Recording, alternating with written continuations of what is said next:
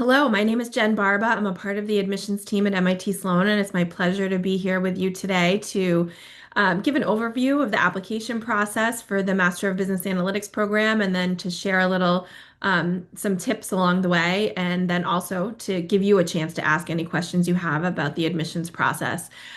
Before we get started, I just wanted to quickly introduce my colleagues who are going to help with Q&A behind the scenes. We have Anna, Morgan, and Julia. You probably recognize all of their names from emails and other events, but together we all help to support applicants to the Master of Business Analytics program. So, as I said before, my name is Jen. I actually manage the evaluation process here in the admissions office across all the full-time master's programs at Sloan. Today, our goal is to share a little bit more about the Master of Business Analytics program, but also just to remind everyone as we kick things off that the mission of the Sloan School of Management is to develop principled, innovative leaders who improve the world and generate ideas that advance management practice. And that is our goal when we're bringing students to study with us. We're trying to not only teach them, the tools and the techniques of the different disciplines that they're here to study, but also to be able to understand how to, transform those skills to support, creating new opportunities as they go out in the world. When you come to study here at MIT Sloan, you are a part of a portfolio of programs that we offer. This just kind of gives a snapshot of the different degree programs and potentially some of the other students in these degree programs that you might meet along the way. The Master of Business Analytics program, as a quick reminder, is a 12-month, one-year program focused on, bringing students here who are pretty early in their career. On average, students have 0 to 2 years of experience or a little over a year of experience, but more than half the class comes directly from completing their undergraduate degree, only having kind of internship experiences. And then the other half of the class or the other, fraction of the class comes with only a little bit of full-time experience. All right. So here's a bit of a snapshot of what the current class profile looks like. Again, we intend to enroll 80 students this coming fall. And you can see we have a number of different backgrounds represented, but due to the nature of the technical nature of the program, we do see a lot of students coming from STEM undergrad majors. We have lots of students coming from all around the world as well. So lots of, diverse populations. And we are really, thrilled to have such a strong, diverse class represented among the MBANs. So what is business analytics? Here at MIT Sloan, we believe that it's an approach to solving problems starting with data and then building models to arrive at decisions that create value. Really, one of the things that sets our program apart is not only the data analytics side of things, but applying an optimization lens to how you create those analyses and helping to support lots of different industries, not just, one specific industry.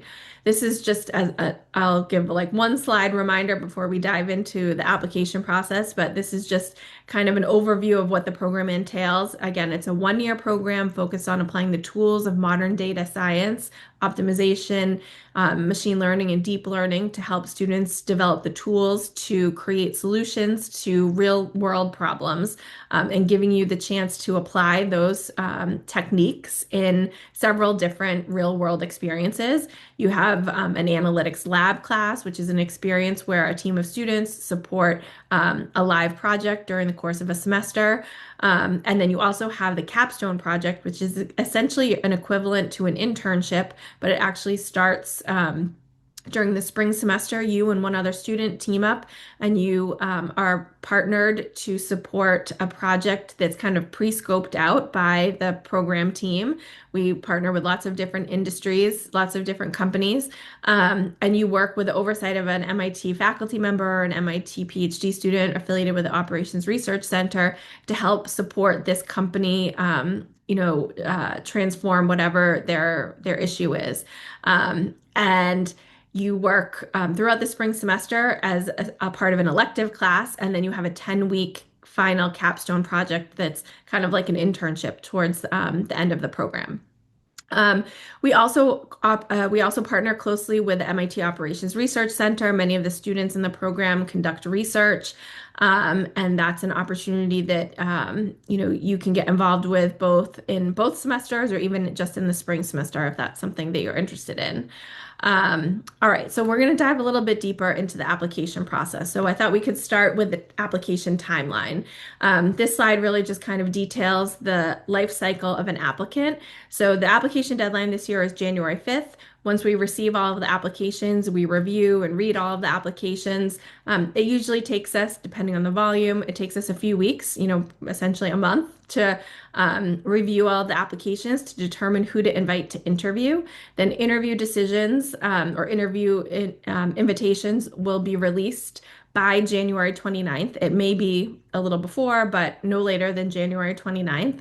And then if you're invited to interview, you have an opportunity to schedule an interview with us throughout the month of February. So interviews are conducted by members of the admissions committee. And those interviews we'll talk a little bit more about what the interview entails in a few minutes, but those interviews take place throughout the month of February with final decisions coming out on March 5th. So this is just kind of a high level overview of what to expect. The most important thing here at this stage in the process is to make sure you have a fully complete application submitted. That means an application that you control all of the pieces, as well as all three recommendation letters submitted by the end of the day on January 5th. Um, our evaluation process has a kind of a multi-pronged approach, but as I said before, all applications are reviewed by the committee. Essentially, every application is reviewed by both a faculty member and a member of the admissions team. And those two initial reviews determine who we invite to interview. So interviews are by invitation only. Typically, we're inviting maybe like around 25% of the applicant pool to interview. And then once we conduct the interviews, we're admitting about I'd say like 35 to 40% of the people we interview get admitted to the program. So, really the big inflection point is getting invited to interview. If you're not invited to interview, you will hear a final decision from us earlier in the process. So at that earlier deadline towards the end of January, you can expect to hear an application status update from us. All of our interviews are conducted over Zoom, and they are approximately 30 minutes long. The interview will focus on both a combination of behavioral questions and some technical questions, and we'll talk a little bit more about that in a few minutes. When we review applications, we're looking for a number of different things. So this is kind of a snapshot of what a strong application looks like, but essentially we're looking to bring in smart, motivated students who are passionate about data science and analytics, who are excited to be at MIT Sloan. So number one, we want to make sure that you can succeed in an MIT classroom. So we are looking for an evidence of your strong academic, records. So that is going to look like, performance based on grades, as well as potentially non-degree courses that you've taken. But we want to see that your academic record reflects successfully completing some of our, required or some of the courses that we'd like to see. So I should say the only class we really want to make sure that students have exposure to is linear algebra. Everything else is a class we like to look for, but not necessarily required. So we strongly feel that students applying to this program should have some exposure to linear algebra, and we ask you actually to highlight that for us on the application. We ask you to highlight some of the specific courses you've taken in linear algebra, probability and statistics, multivariable calculus, even in computer science. And when you're applying to a program in data analytics or business analytics right now, it is expected that you have some familiarity with a programming language. It doesn't have to be R, it doesn't have to be Python, but we want to be able to see that you have some foundational training in some type of computer programming. And then, like I said before, a lot of the students coming into the program have a STEM undergraduate discipline. It is not required that you have a STEM undergraduate degree. We have a lot of students come in with an economics major, but we're looking to make sure that you have the academic horsepower to succeed in an MIT classroom. In addition to previous academic success, we're also looking for exposure to the industry. So that could be an internship, it could be research, it could be, general, involvement in extracurricular activities that just indicate to us a passion for data science and analytics. So this can look different depending on where you're coming from and what your background is, but, we want to understand that you understand what you're trying to get into. And then finally, we're looking for evidence of strong communication and interpersonal skills. So our program is, very team focused. You're going to be working, in that fall semester, you'll be working with an industry partner as a part of the analytics lab class. We want to make sure that you are comfortable working in a team setting, that you have the ability to build a strong rapport with other members of a team, and that you have that you have good English language skills. All right, so this is the list of things that are included in the application. Um, this is what's required for you to be submitting by that January 5th deadline. So, of course, we're looking for all of your past academic transcripts. This can be, your undergraduate studies, if you've taken any non-degree courses, if you have any professional certificates, or, you've gained any additional accreditations, anything that's relevant to, an analytics or computer science focused program, we'd be interested in seeing. We're also interested in any awards or accolades that you've received. So there's a separate section where you can pull those out for us. We also often see them listed on a resume. We have one essay that we ask for you to write that's really you stating why you're interested in pursuing the Master of Business Analytics program and what you hope to do after you graduate. For us, it's important that you recognize that this is a very quick program. It's 1 year. We understand a lot of you are coming from your undergraduate studies and using this to kind of leap into, a highly specialized field. We'd like to learn a little bit more about what your expectations are to make sure that you understand, where this program can get you.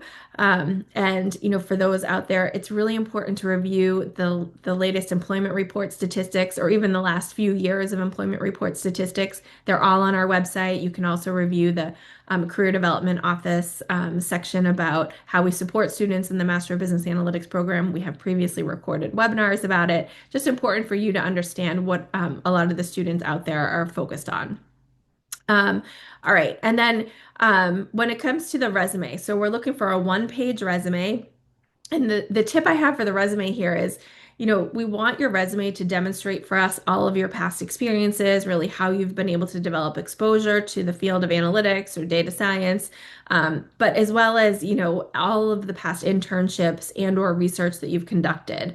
But when you're highlighting your role or the job that you had on your resume, you can focus a little bit more on what you were able to accomplish or what the impact was that you were able to make in that organization, and instead use the employment section in the demographics section of the application to really detail out what your job description was.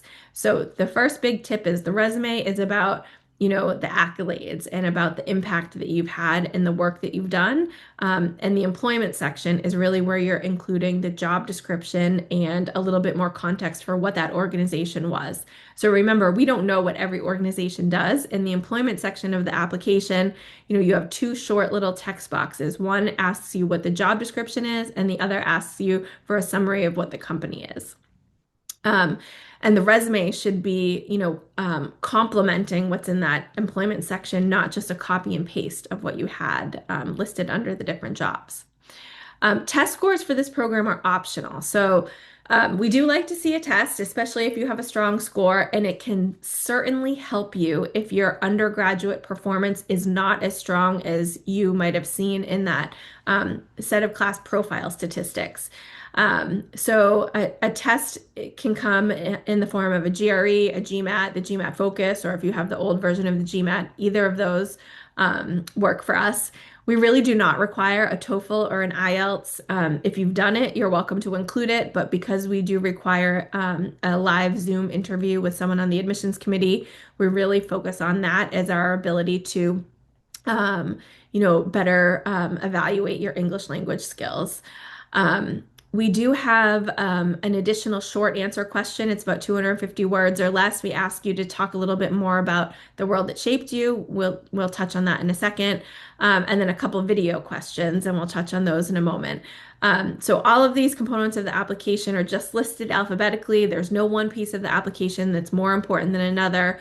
We're looking to pull different pieces of evidence from all of these components of the application to help us to better understand, how you could be a good match for our program.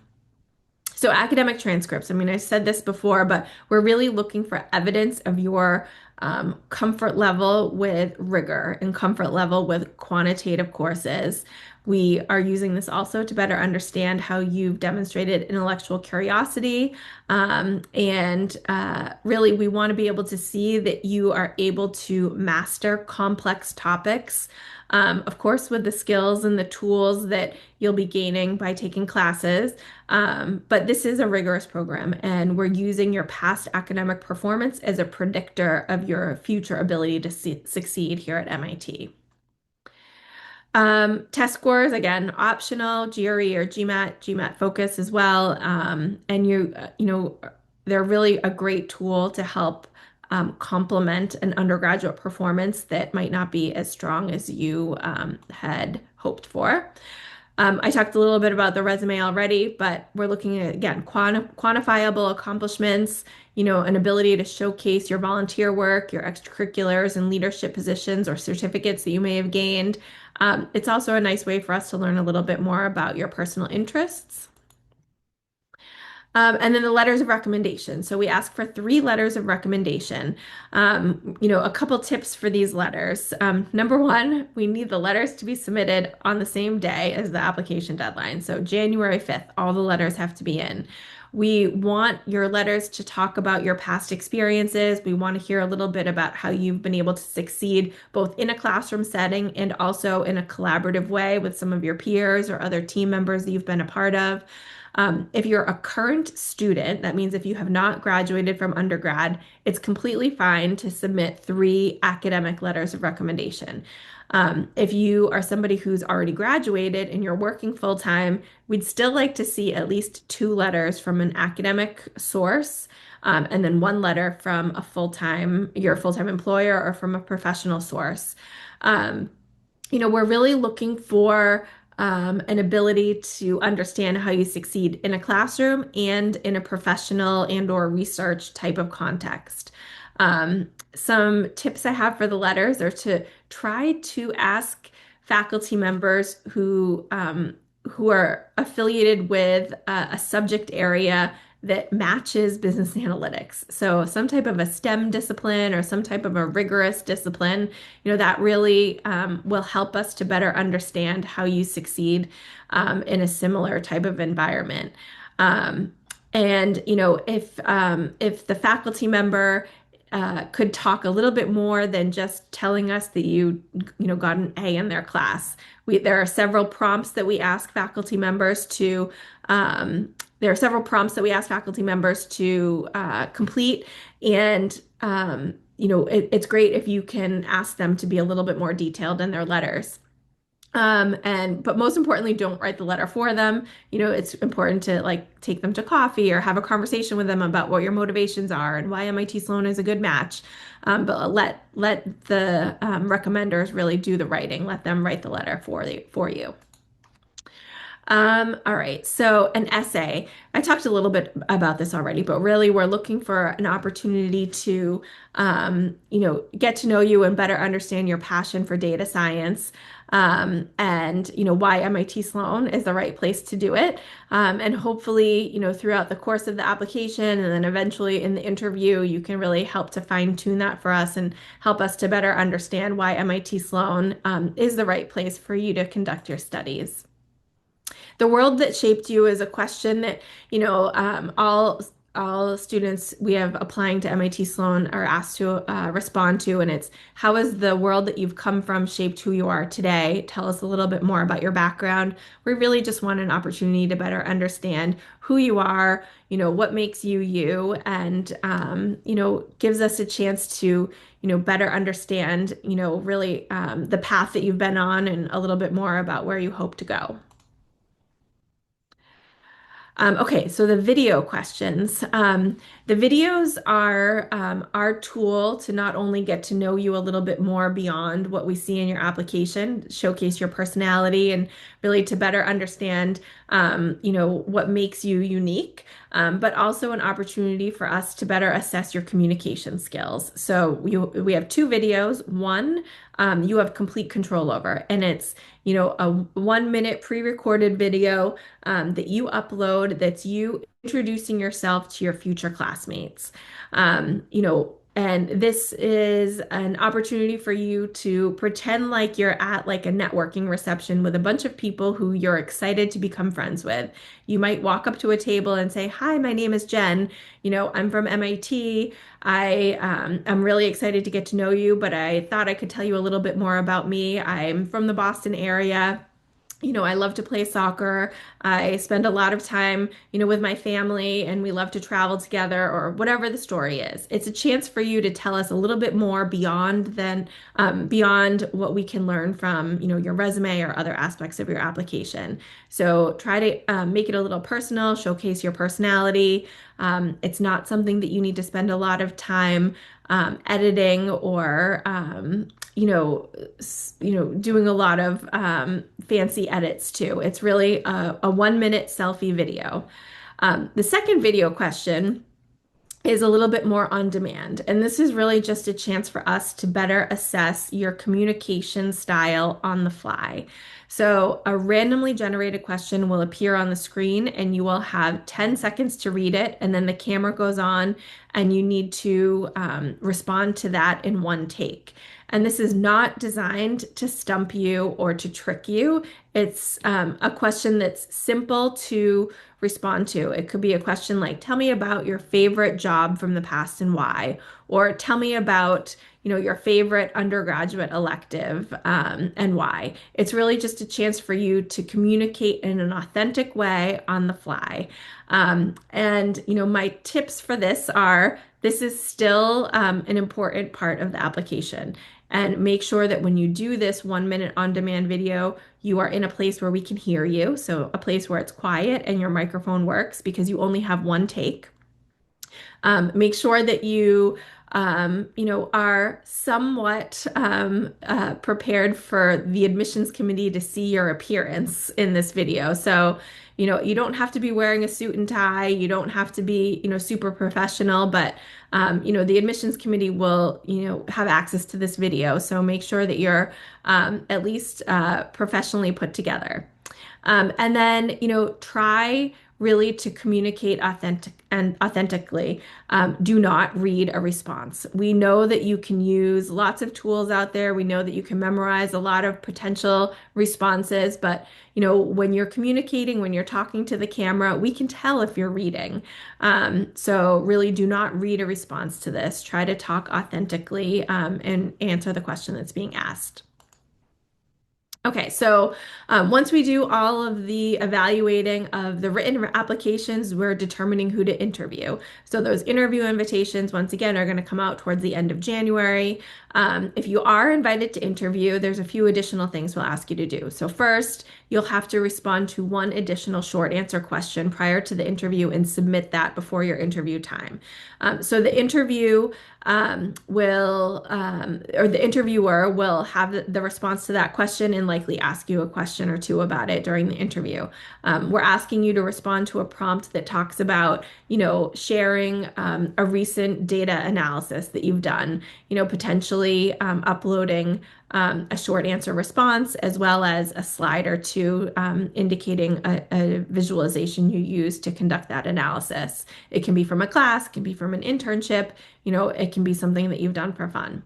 And then during the interview, again, it'll be about a 30-minute interview on Zoom. You'll meet with a member of the admissions committee, so someone like myself or one of my colleagues here.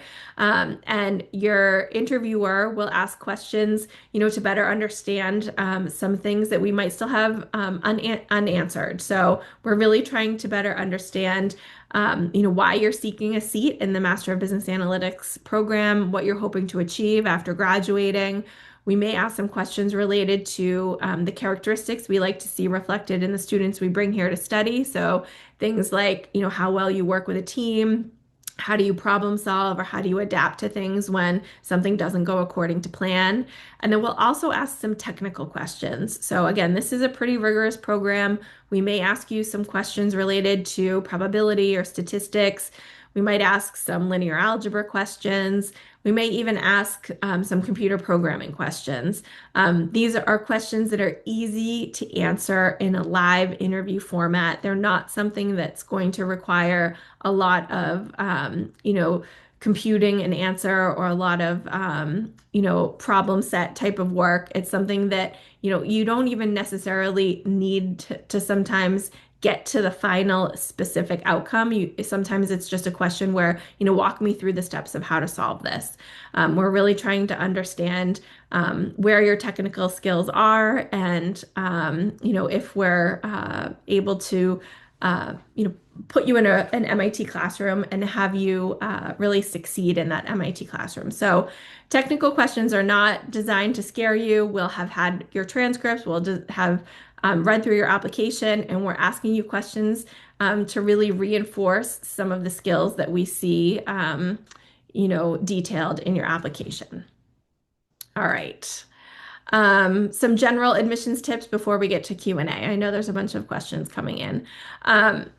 Number one, follow the directions. We've really designed an application to solicit all of the different data points that we need to help assess candidates and get them through this evaluation process in a successful way. So following the directions, submitting on time, adhering to the different word limits, and making sure that when there is that chance to upload different documents that, they fit all of the parameters that we're outlining.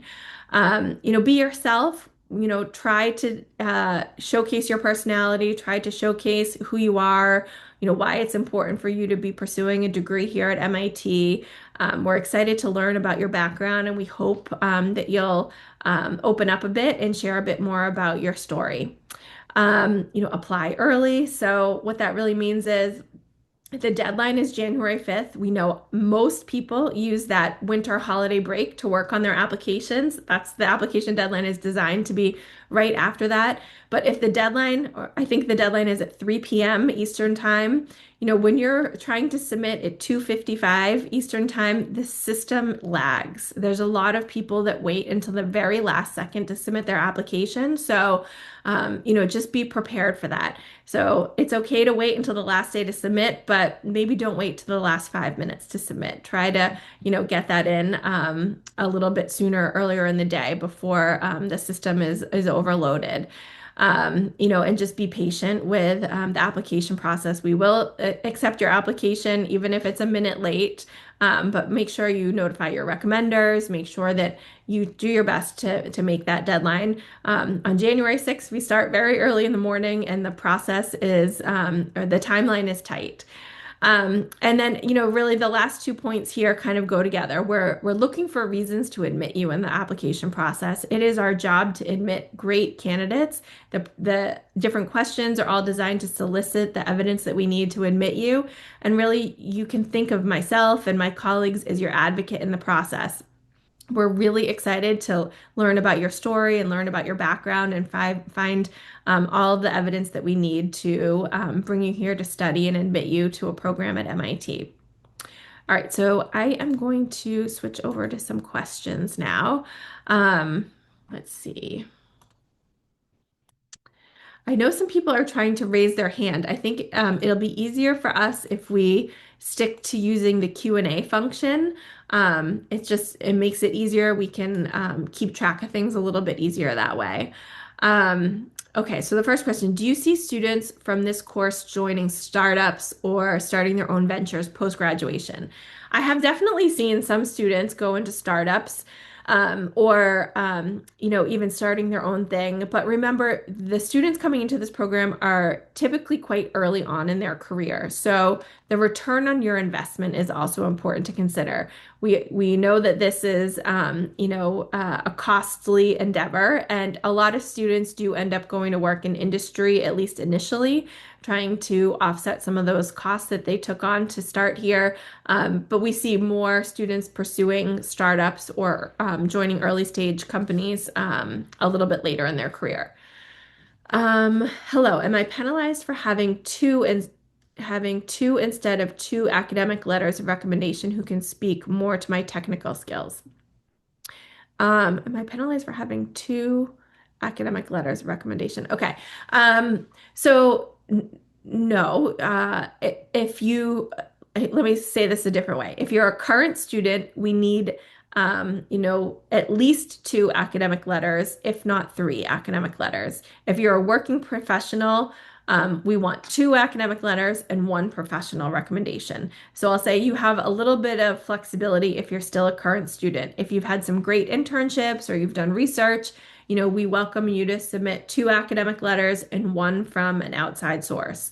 But if you are still working, if you've graduated and you're working full time, we want one from a professional source and still two from an academic background. So I think I answered that question. Um, to what extent is the world that shaped you question different from a typical personal statement? Okay, well, we don't ask for a personal statement. We only ask for an essay that is 500 words or less, asking you, why you're interested in pursuing the Master of Business Analytics program and what you hope to do after. And those 500 words go quick. So then the world that shapes you question is an opportunity for you to share a little bit more about your background and where you come from. What is MIT's posture on using AI to edit or proofread the essay or resume? We assume you're using AI, but we still want it to be as authentic and as much something that you wrote and that you really authored. Of course, it's okay to use different tools out there to help you edit. It's impossible for us to police that, but after reading a lot of essays over the years, it's also, easier to tell when something was, generated by AI, than you might think. So we're still looking for it to be, as authentic as possible. I'm now taking the MIT Open Linear Algebra course, but it is not graded. Do you recommend I do a graded Coursera course instead? No, you don't have to do a graded course. As long as you can just post that you or include some type of certificate or evidence that you took that linear algebra class online, that's great. We really want to see that you've had exposure to that coursework. For the first video question, should we focus more on things we've done or things that we're interested in doing in the future? And should it contain more professional or personal topics? It's your choice. The video is really something that is completely in your control. It's an opportunity to complement the other parts of the application. So, like I said before, we have the cover letter, the world that shaped you question, you have your recommendation letters and your video. And your video can touch on some of the things we see in some aspects of your application, but hopefully it'll showcase a little bit more about your personality. Let's see. I don't necessarily recommend any specific online course platform that would be accepted. I assume that question is related to potentially linear algebra, but MIT offers lots of free resources to polish up your skills on linear algebra, MIT OpenCourseWare. Is it okay to apply to both MFin and MBAn? I really like MIT Sloan and I want to maximize my chances. Yes, it's fine to apply to multiple programs at once. The admissions committees are designed to be independent from one another. So we understand that the Master of Finance and the Master of Business Analytics program are attractive to a lot of people out there you know, for for lots of reasons. And yes, it is fine to apply to both. If you're successful, you'll be admitted to both, and you'll have a great option to choose either one. But there's no penalty to applying to both. I remember on another session it was mentioned that roughly 80% of are out of undergrad and 20% working professional. Is that due to the nature of the profile of the applicants you receive, or is that the program's preference? It's actually the program's preference. So the program is designed to be an early career program. It's designed to give you the skills and the tools and the exposure you need to start your career in a relatively junior role. We have had people come through the program who have had, a little bit more experience. But for the most part, this program is designed for people who are early in their career, meaning less than 5 years of experience. We have other program offerings for people who have more experience. So, if you have more than that, you might be more appropriate for our MBA program or even an executive MBA program. Can MBAn students conduct research with professors outside of Sloan, such as the School of Engineering? The simple answer is yes. You can apply to conduct research with anyone at MIT. Um, most students end up doing research with faculty members affiliated with Sloan or the Operations Research Center, largely because the research assistant roles with those two groups pay a slightly higher rate. So students are obviously looking to offset some of the costs they're incurring for being here. So, but you are welcome to apply to do research with anyone at MIT. If you have 6.5 years of experience, are you still eligible to apply? The program is, let's see. Okay, so yes, you could still apply. Like I said, on occasion, we've had people come into the program with more experience. However, a lot of times, people with more than 5 years of experience are likely a better fit for the 2-year full-time MBA program with a focus on business analytics. So we have a certificate that's kind of like a major that you could use the MBA program to focus on. But you're certainly eligible to apply. I think the main thing is you recognizing that the majority of the class will be less experienced.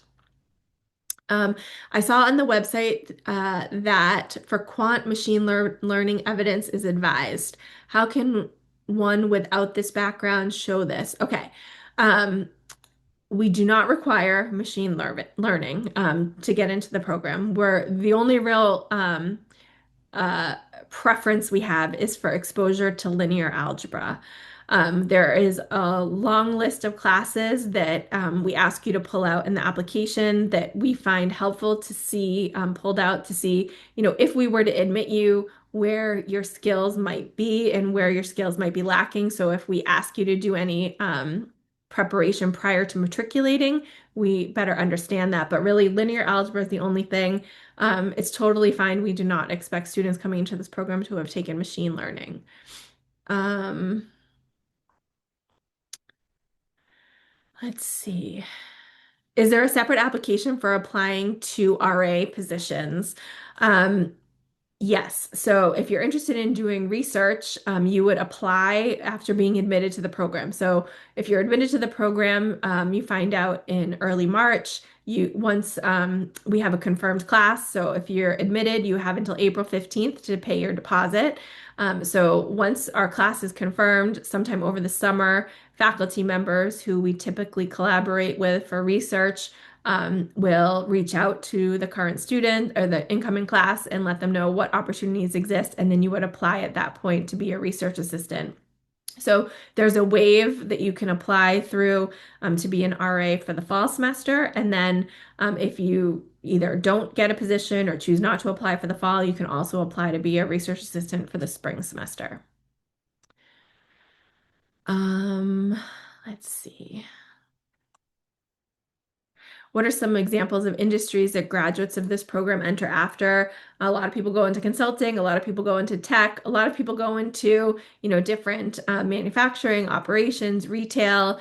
You can definitely, you should explore the employment report statistics. Maybe, Anna, Morgan, or Julia can just add a link in the chat to the employment report statistics.